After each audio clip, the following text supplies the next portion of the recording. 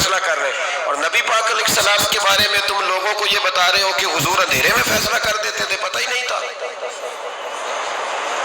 اس طرح کی بات کرتے ہو۔ میرے محبوب پاک علیہ السلام فرماتے ہیں کہ اللہ تبارک و تعالیٰ نے مجھے اس طرح کا علم عطا فرمایا ہے کہ جو تمہارے ذہن میں ہو مجھ سے پوچھو، میں فوراً تمہیں جواب دوں گا۔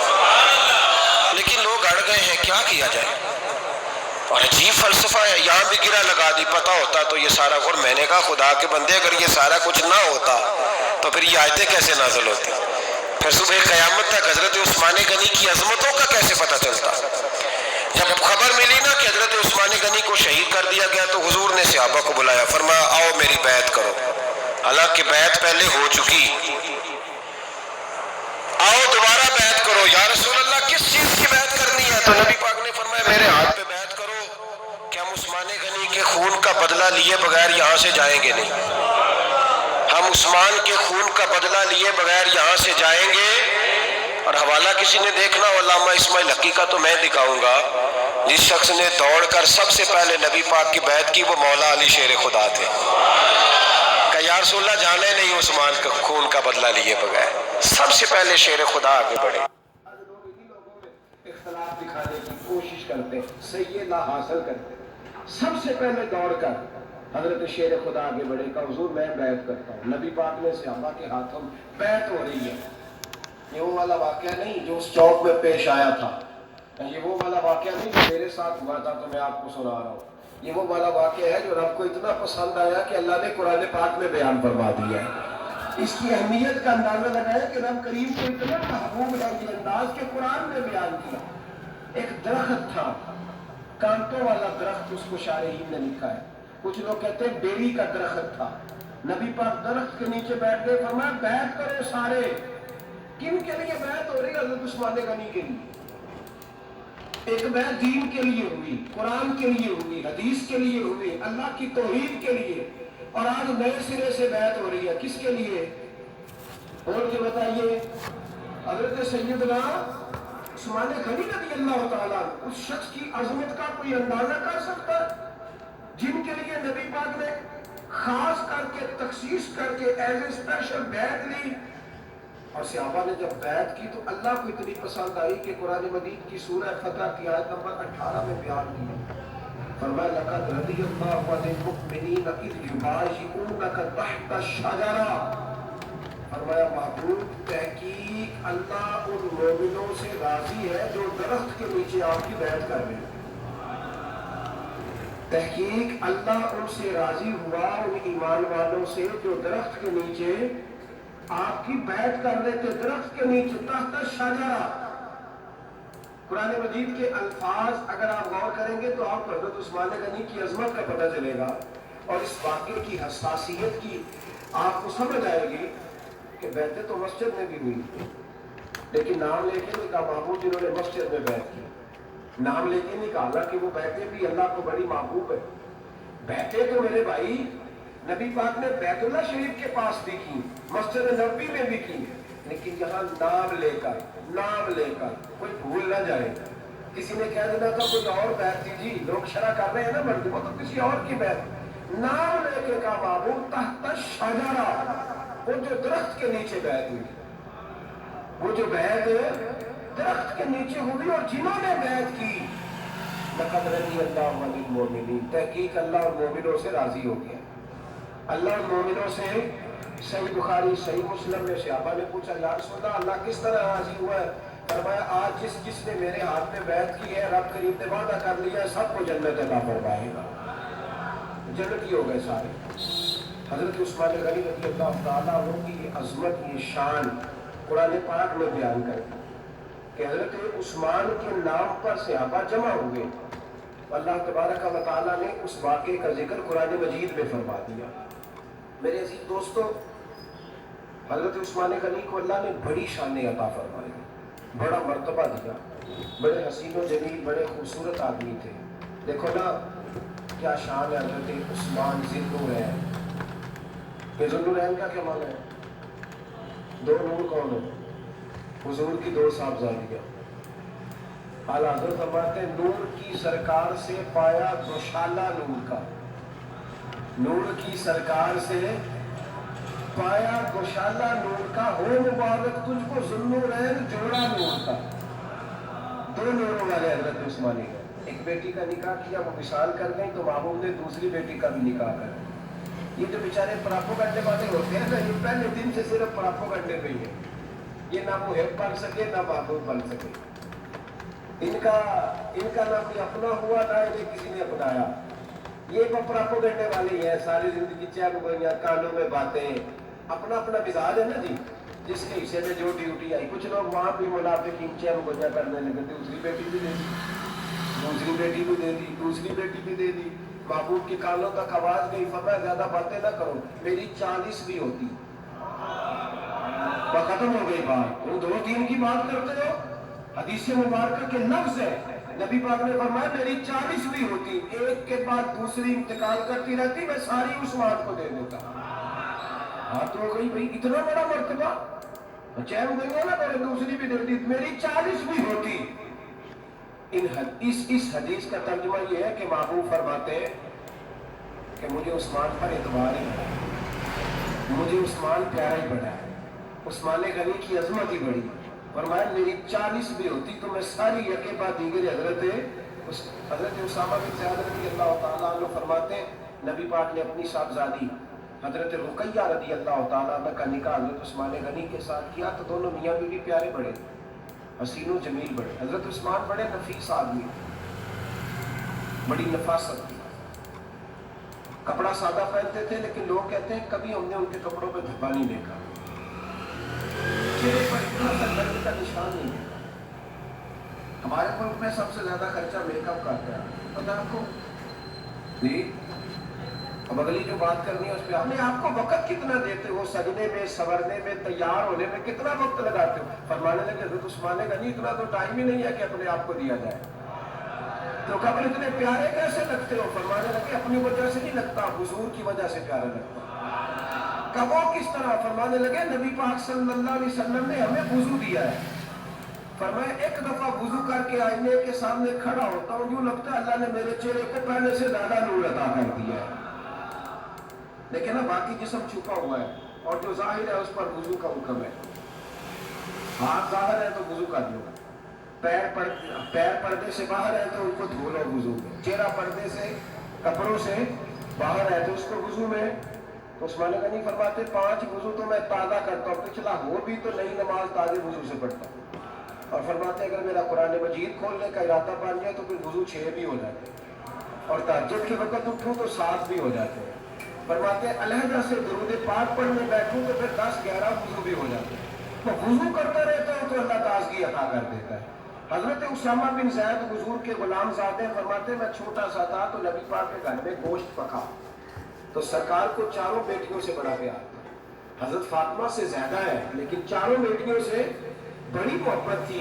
हजरत रुकैया और जनाब उस्मान गनी के घर में उसामा बिन ज़ैद कहते हैं हुजूर ने मुझे सालन देने भेजा, मैं छोटा सा था और पर्दे की आयतें भी नहीं आई थी, हुक्म भी नहीं आया था। कहते मैं सालन देने गया, वापस आया तो मैंने उन दोनों को बैठे देखा तो मैंने इतने हसीन मियाँ बीवी कभी देखे नहीं थे, और मेरी तबीयत खिल उठी। फरमाते जब वापस आया ना सरकार ने मेरा चेहरा देखा, मैंने तो बात करनी नहीं थी, हुजूर ने छेड़ दी। फरमाया मेरी बेटी और दामाद को देख के आए हो? या रसूलल्लाह देख आया हो। फरमाया ऐसा हसीन जोड़ा दुनिया में कभी देखा है? कर या रसूलल्लाह अल्लाह की इज्जत की कसम कभी देखा ही नहीं। ये जाहिरी हुस्न अल्लाह ने हजरत सैयदना उस्मान गनी रज़ी अल्लाह तआला अन्हु को अता। एक बात मेरी याद रखना, हुस्न जाहिर का नहीं होता, हुस्न जाहिर का नहीं होता, जाहिर का मेकअप होता है, हुस्न हमेशा बातिन का होता है। जिन लोगों के अंदर मासूमियत होती है उनके चेहरों पे भी आई जाती है। कोई नहीं समझ आई शायद आपको। अंदर अगर बंदा कड़वा हो ना, कुसैला हो, चेहरा नहीं रोशन होता। इसकी दलील हदीस में मौजूद है। नबी पाक सल्लल्लाहु अलैहि वसल्लम से सहाबा ने कहा या रसूलल्लाह अल्लाह का वली कौन होता है? पर मैं जिसका चेहरा देखने से अल्लाह याद है। तो विलायत का ताल्लुक दिल से है, चेहरे से नहीं। विलायत का ताल्लुक बोलिए दिल से है, चेहरे से विलायत का ताल्लुक नहीं है। لیکن حضور نے دلیل کیا دی؟ چہرہ دیکھو تو اللہ یاد آئے. گویا محبوب نے فرمایا کہ دل اگر ولی کا ہو تو پھر اللہ تعالیٰ دل کی برکت سے چہرہ بھی نورانی عطا فرما دیتا ہے. چہرہ بھی نورانی. بہت سارے میں نے ایسے بزرگوں کو دیکھا جن کے رنگ گورے نہیں تھے پر نورانی تھے. ہمارے علامہ فیض احمد ویسی صاحب رحمۃ اللہ علیہ میرے استاد گرامی، اس کا رنگ گورا نہیں تھا لیکن جو بابا جی کو دیکھتا تھا فدا ہی ہو جاتا. رنگ گورا نہیں تھا، گندمی تھا، لیکن کیا بات تھی چہرے کی معصومیت. تو یاد رکھیں حضرت عثمان غنی کے باطن میں جو حسن تھا، جو وقار تھا، وہ چہرے سے چھلکتا تھا. چند خوبیاں بڑی زیادہ تھی حضرت عثمان غنی، بہت زیادہ تھی چند خوبیاں. ایک بہت بڑی خوبی حضرت عثمان غنی کی جس کو نبی پاک نے بڑا چاہا، وہ تھا حضرت عثمان غنی کا سخی ہونا. مالا والے سخی نہیں ہوتے. مالا والے سخی ان کے پاس تو پیسہ وافر ہوتا ہے، کسی کو 10,000 کا تعاون کاری دیتے ہیں کسی کے ساتھ. وہ سخی نہیں ہوتے. بھائی کسی ایک بندہ 1.5 کروڑ کی اسامی ہے تو کسی کو 20,000 کا تعاون کرتے، سخاوت تھوڑی ہے. کروڑوں روپیہ اس کے پاس پڑا ہوا ہے. مالا والے سخی، میاں صاحب نے کہا مالا والے سخی نہیں ہوتے. سخیاں کو مال نہیں ہوتا. سخیاں کو مال ہے اس لیے کہ جمع کریں گے تو رہے گا نا، تو سخی جمع کرتا ہی نہیں. مالا والے سخی نہیں ہوتے. سخیاں کو مال نہیں ہوتا. اتھے ہوتے دومی جہانی سخی کنگال نہیں ہوتا. حضرت عثمان غنی رضی اللہ تعالیٰ عنہ فرماتے ہیں کہ جس دن حضور نے تبوک کے لیے جیش اسرا کی اعلان کیا نا، تو حضرت عثمان غنی فرماتے ہیں کہ حضرت ابو بکر صدیق تو سارا مال لے آئے تھے، جناب عمر آدھا لے آئے تھے، مولا علی شیر خدا نے جی کھول کے دیا تھا، لیکن 800 گھوڑے بما پالان کی ضرورت تھی. یعنی 800 فوجیوں کا خرچہ. اپنے لفظوں میں بات کر رہا ہوں.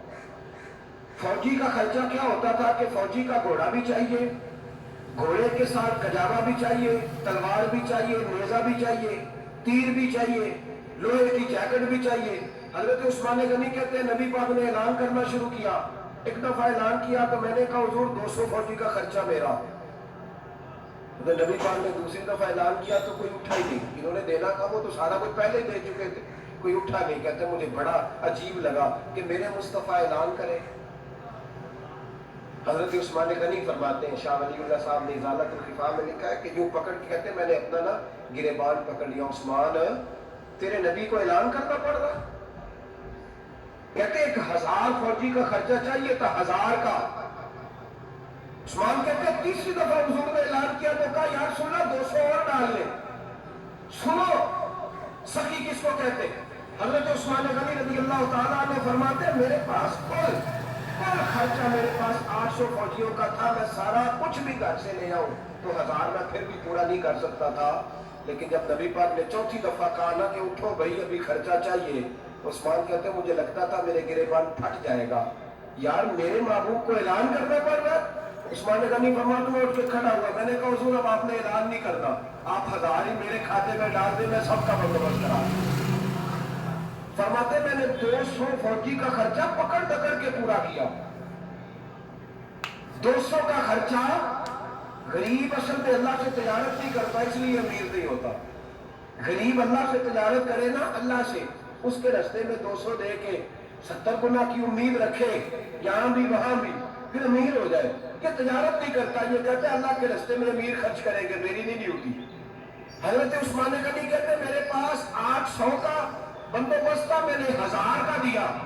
حضور تشریف لے گئے. فرماتے ہیں جہاد سے جب واپسی ہوئی نا، ایک ایسا سودا تھا جس میں سے مجھے نفع کی امید ہی نہیں تھی، پر اللہ نے مجھے 11 گنا نفع عطا فرمایا. مالا والے سخی نہیں ہوتے. سخیاں کل مال ہے. لیکن نا جنت البقیع وہ والا قبرستان جس میں کوئی دفن ہو جائے تو نبی پاک کی سفارش کا حقدار ہو گیا. وہ والا قبرستان جس کا نام ہی جنت ہے. وہاں نا ایک یہودی اپنے جانور باندھا کرتا تھا. تو سرکار ایک دن اس طرف گئے تو واپس آئے. حضرت عثمان غنی قریب کھڑے تھے. نبی کریم صلی اللہ تعالیٰ علیہ وسلم نے فرمایا عثمان اس جگہ کی طرف ذرا چکر لگانا، جگہ بڑی اچھی ہے. عثمان غنی گئے، جگہ خرید کے واپس آ گئے. حضور نے فرمایا ہوا ہے؟ عرض کی حضور خرید آیا ہوں. فرمایا میں نے تو چکر لگانے کا کہا تھا. کہا یا رسول اللہ آپ نے یہ بھی تو فرمایا تھا جگہ بڑی اچھی ہے. تو جس کو آپ نے اچھا کہہ دیا یہودی کے پاس تو نہیں نہ رہنی چاہیے. تو میں نے خرید دی. شرم نہیں آتی لوگوں کو. حضرت عثمان کے بارے میں بات کرتے ہیں.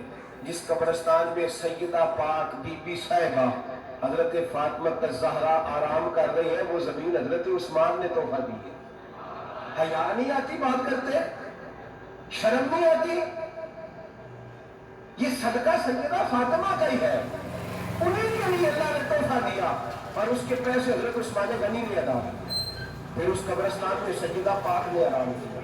پھر اسی قبرستان میں عثمان ابن مسعود نے آرام کیا. پھر اسی قبرستان میں حضرت حلیمہ سعدیہ نے کی.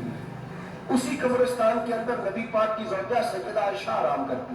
پھر اسی زمین پر میرے محبوب کے پیارے نواسے امام حسن آرام کرنا. حضرت عثمان غنی رضی اللہ تعالیٰ عنہ کے بارے میں بات کرتے میری زبان نہیں کانپتی. ان کو بات کرتا ہے جن کے تحفے اہل بیت نبوت نے قبول فرمائے اور وہاں آرام کرنا انہوں نے پسند کیا. اتنا بڑا جرت بند ہو گیا تو حضرت سیدنا عثمان غنی رضی اللہ تعالیٰ نے سخاوت کی تو کمال کر دی حضرت عثمان غنی. اور پھر ضرورت سے زیادہ پیسے دے کے کوئی کنویں کی بات بڑی معروف ہے، میں نے بس اشارہ کرنا ہے. نبی پاک نے بھی اعلان کیا تو بڑا ہی اعلان کر دیا. فرمایا وہ میٹھے پانی کا کنواں ہے، قبضہ یہودی کا ہے. جو بندہ خرید کر وقف کرے گا نا اسے کیا ملے گا؟ تو حضور نے فرمایا میری جیب میں جنت کی ٹکٹ ہے، میں اسے جنت دے دیں. یہ ہے عرض جنت، یہ طیبہ کی زمین ہے. جنت بھی یہی، مال کے جنت بھی یہی ہے. جنت لے لے مجھ سے، لے لے. حضرت عثمان غنی گئے، اس کو کہا بھائی کنواں میرے ہاتھ بیچ دے. کنویں کی قیمت تھی 500-700 دینار. تو حضرت عثمان 500-600 دینار کل کنویں کی قیمت تھی. جناب عثمان غنی گئے، یہودی کو پتا تھا کہ یہ خریدنا چاہتے ہیں. فرمایا یار یہ کنواں بیچ دو. کہنے لگا نہیں بیچنا. فرمایا قیمت منہ مانگی.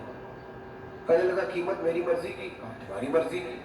اپنی اپنی اوقات ہوتی ہے نا قیمت لگانے کی. تمہاری مرضی کی.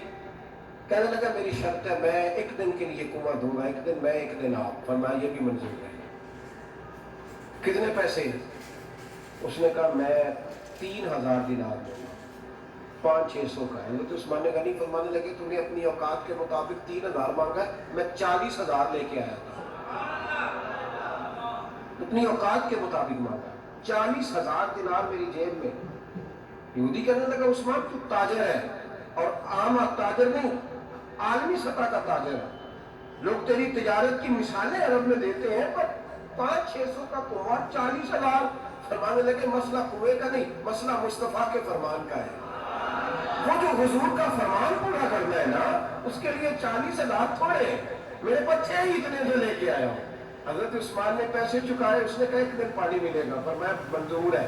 وہ ایک دن بیچا کرتا تھا پانی. حضرت عثمان نے اعلان کر دیا جو میرا دن ہے نا فری پیو، اپنے بھی پیو، بیگانے کا اعلان کوئی نہیں کرنا، میرا کوئی پروگرام نہیں. لیکن آپ مطلب ہلکا ہلکا ایسے ایسے دیکھیں گے، سوچیں گے، غور کریں گے.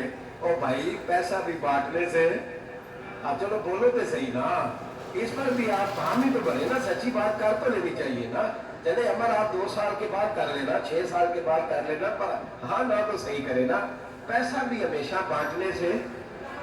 ملا رومی رحمۃ اللہ نے فرماتے ہیں کنویں سے سارا پانی نکل جائے تو تازہ آ جائے، اور اگر پانی کنویں کے اندر رہے سارا ختم نہ ہو تو باسی ہو جاتا ہے. اس لیے فرمایا کرتے تھے میں اس کنویں سے پانی پیتا ہوں جس میں رش زیادہ ہوتا ہے، لیکن وہاں سے پانی ختم ہوتا ہے تو تازہ آتا رہتا ہے. فرماتے تو اللہ کے راستے میں سارا خرچ کر دے، اللہ تازے عطا کر دے اور پہلے سے زیادہ عطا کر دے. میرا آپ کا مسئلہ یہ ہے کہ تجارت بندوں کے ساتھ ہے. بندوں کے ساتھ جو تجارت ہے نا بندے کنجوسی کر جاتے ہیں. بندے کا تو صحیح کام چل جائے تو پارٹنر کو فارغ کر دیتا ہے، یہ تو فارغ ہے. اور اگر کبھی کسی کی دکان میں کوئی کرایہ دار اچھا اس کی دکان چل جائے تو مالک کہتا ہے تو جا اب دکان میں نے خود کھول لی ہے، وہ فارغ کر دیتا ہے. بندوں کا تو مزاج ہے. اللہ تبارک و تعالیٰ سے جب تجارت ہوتی ہے نا، میں نے ایسے لوگ دیکھے جن کے گھروں میں لاکھوں روپیہ محلہ ہوتا ہے، غربت نہیں جائے. ان کو سوچنا چاہیے کہ کثرت والا پیسہ آیا ہے پر برکت والا نہیں آیا. حضرت عثمان غنی رضی اللہ تعالیٰ عنہ فرماتے ہیں کہ میں نے پہلے بھی میں بڑا تاجر تھا، لیکن جب سے مصطفیٰ کے نام پر خرچ کرنا شروع کیا پھر کہاں کہاں سے آیا کر. اور بڑی سیانی بات فرماتے ہیں آپ فرماتے میں کلمہ پڑھنے سے پہلے تجارت کو وقت زیادہ دیتا تھا، اور مسلمان ہونے کے بعد میں نے تجارت کو ٹائم تھوڑا دیا، پر اللہ نے روزی مجھے زیادہ عطا فرمائی۔ اس لیے برکت پر ہماری توجہ نہیں رہی، غیبی خزانوں پر خیال ہم نے چھوڑ دیا۔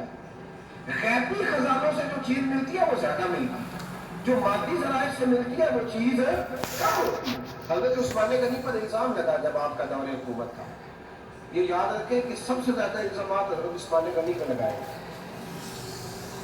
جن بندوں کے قد کاٹ زیادہ ہوتے ہیں ان کے خلاف پروپیگنڈے بھی لمبے چوڑے ہی ہوتے ہیں۔ بڑی بڑی بات یاد رکھنا، کہا گیا کہ حضرت عثمان لوگوں کو نوازتے بڑا ہے، بڑا دیتے ہیں حضرت عثمان غنی۔ تو حضرت عثمان غنی فرمایا کرتے تھے حکمران تو میں آج بنا ہوں تو میں تو پہلے بھی بڑا دیتا تھا، وہ کس خزانے سے دیتا تھا؟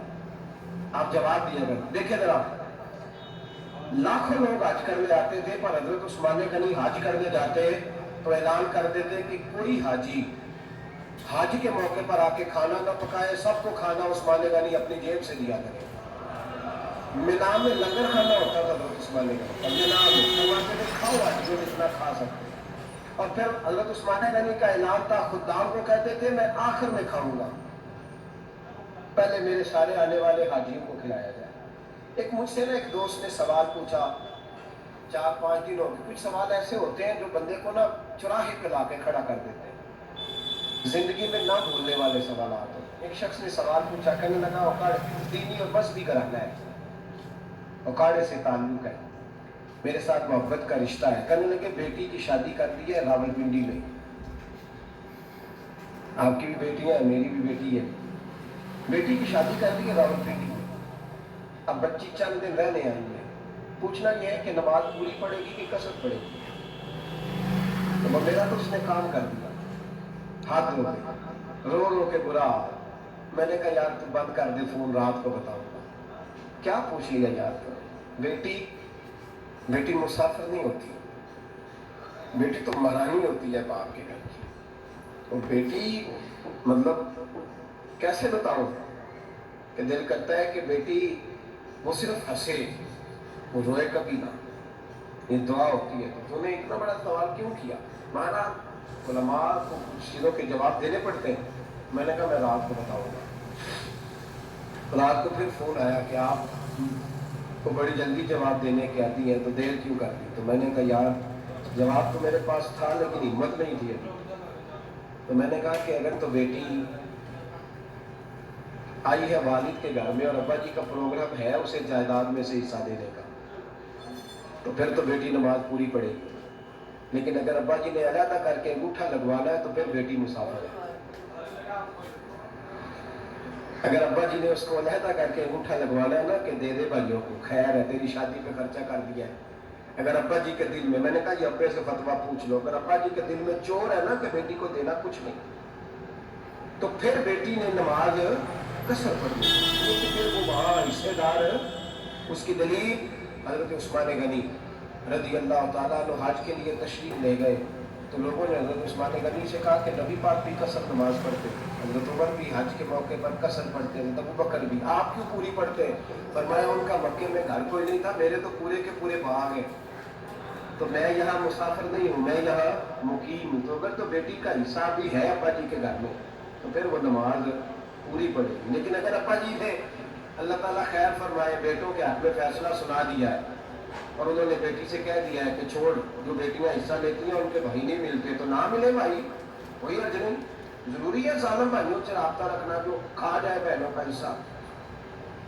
والد ظالم ہے، ظالم ہے باپ، بیٹے کو حصہ دیتا ہے بیٹی کو نہیں دیتا۔